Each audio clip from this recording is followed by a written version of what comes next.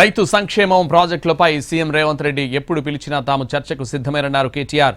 Mic cut చేయకుండా మాట్లాడే అవకాశం ఇస్తే అసెంబ్లీకి వస్తామన్నారు.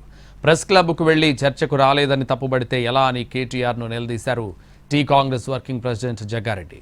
చర్చకు కల్లు దుకాణానికి రమ్మనలేదంటూ సెటైర్లు వేశారు.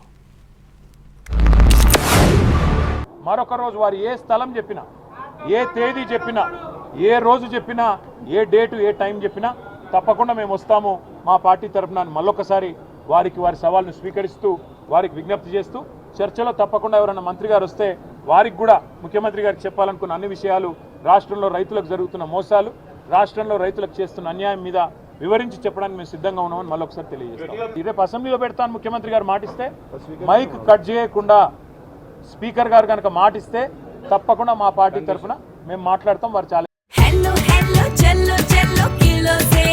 సౌత్ ఇండియా షాపింగ్ మాల్ లో బ్లాక్ బస్టర్ ఆషాఢం #1 కిలో సేల్. కంచి పట్టు చీరలపై కేజీ కొనండి, కేజీ ఉచితంగా పొందండి. అన్ని రకాల వస్త్రాలపై సరికొత్త స్టాక్ తో up to 66% of. South India shopping mall, Telangana, Andhra Pradesh. Revanth Reddy గారు ఏమంటున్నారు, కాంగ్రెస్ పార్టీ ఏమంటున్నది, అసెంబ్లీ పెడదాం రండయ్యా అని ఈయన అడుగుతుంటే కంట్రీ క్లబ్కు రా, లేకపోతే అదేంది ప్రెస్ క్లబ్కు రా, బోర్డ్స్ క్లబ్కు రా. అరే అసెంబ్లీ ఎందుకు ఉన్నది మరి?